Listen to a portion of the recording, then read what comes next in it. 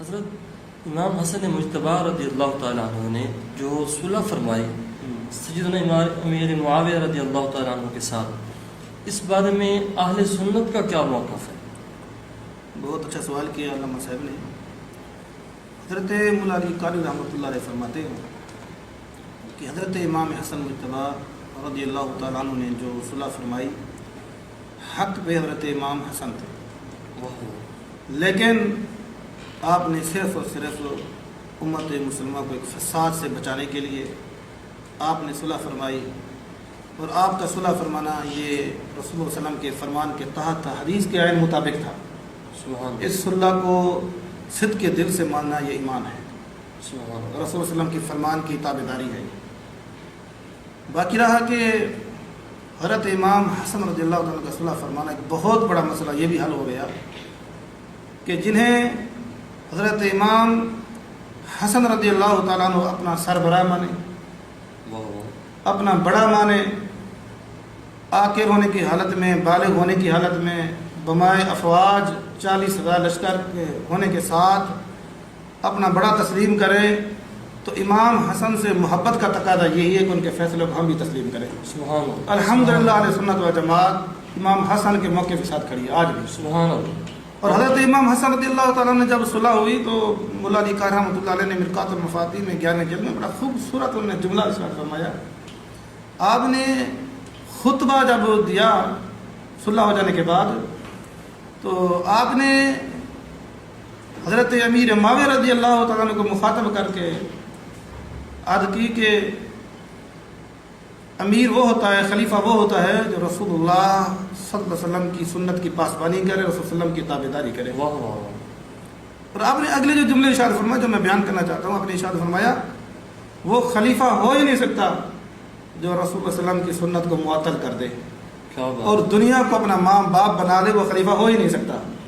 تو اس کا مطلب یہ نکلا کہ حضرت امام حسن رضی اللہ تعالیٰ عنہ کی نگاہ میں حضرت امیر معاویہ رضی اللہ تعالیٰ عنہ دنیا کو اپنے ماں باپ بنانے والے نہیں تھے، رسول اللہ علیہ وسلم کی سنتوں کو معطل کرنے والے نہیں تھے۔ اسی لیے آپ نے فرمایا کہ ہمارا سربراہ امیر معاویہ رضی اللہ تعالیٰ عنہ ہے، کیونکہ آپ نے فرمایا وہ تو خلیفہ ہو ہی نہیں سکتا، وہ بادشاہ ہو ہی نہیں سکتا جو ایسے کام کرے۔ تو آپ نے انہیں سربراہ بنا کے رسول اللہ علیہ وسلم کے دین کی تقویت دینا سمجھا، امت کی خیر خواہی سمجھا۔ ہم تو اسی صلح کو خراج تحسین پیش کرتے ہیں، اور سب سے بڑھ کر یہ موقف سامنے ہو گیا جو حضرت علی المظاشر خدا رضی اللہ تعالیٰ عنہ، حضرت امیر معاویہ رضی اللہ تعالیٰ عنہ کے مابین جو ایک اجتہادی اختلاف رہا، حضرت امام حسن نے مسئلہ حل فرما دیا، وہ وارث وہی ہے۔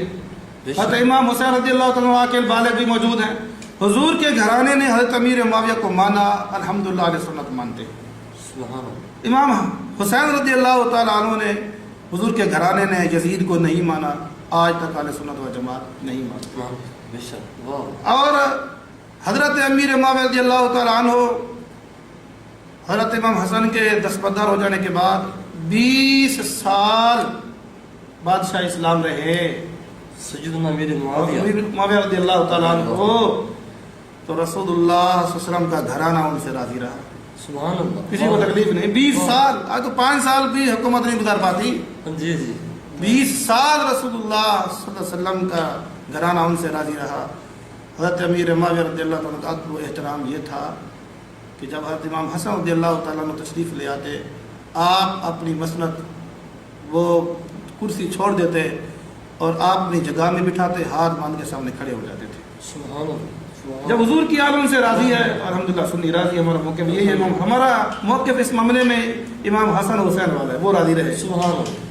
اس سے بڑھ کر اور بات حضرت امیر معاویہ رضی اللہ تعالیٰ عنہ کی محبت حضرت امام حسن سے، آپ فرماتے ہیں کہ امام حسن وہ ہیں جن کی زبان کو، جن کے ہونٹوں کو مصطفیٰ نے چوما ہے۔ اللہ، یہ روایت کن سے ہے؟ حضرت امیر معاویہ رضی اللہ تعالیٰ عنہ سے ہے۔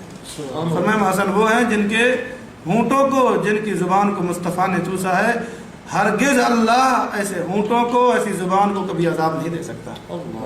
یہ امیر معاویہ کی محبت حضور کے گھرانے سے، حضور کے گھرانے کی محبت امیر معاویہ رضی اللہ تعالیٰ عنہ سے ہے، تو ہمارا موقف یہی ہے کہ امام حسن کا فیصلہ وارث بھی وہی ہیں، حضور کی آل کے بڑے بھی وہی تھے اور اعلیٰ افضل بھی وہی تھے، تو آج ہم اسی جگہ پہ قائم ہیں امام حسن کے فیصلے پہ.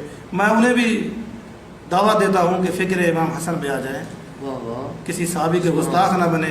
شفا شریف میں قاضی یاد رحمۃ اللہ علیہ فرماتے ہیں حضور کے صحابہ کا گستاخ جہنم کا کتا ہے. اللہ میرے آقا کے صحابہ کی یہ شان ہے. رسول اللہ علیہ وسلم نے ارشاد فرمایا لکل شین اساس, فرمایا ہر شے کی بنیاد ہوتی ہے. فرمایا اساس الاسلام, اسلام کی بنیاد حب و صحابی و حب و اہل بیتی, میرے اہل بیت کی محبت, میرے صحابہ کی محبت. سبحان اللہ. یہ اسلام کی بنیاد ہے, ان کی محبت. اور اسلام چاہتا ہے کوئی, ایمان چاہتا ہے تو حضور کے گھرانے سے بھی تعلق جوڑ کے رکھنا پڑے گا, مصطفیٰ کے غلاموں سے, صحابہ سے تعلق جوڑ کے رکھنا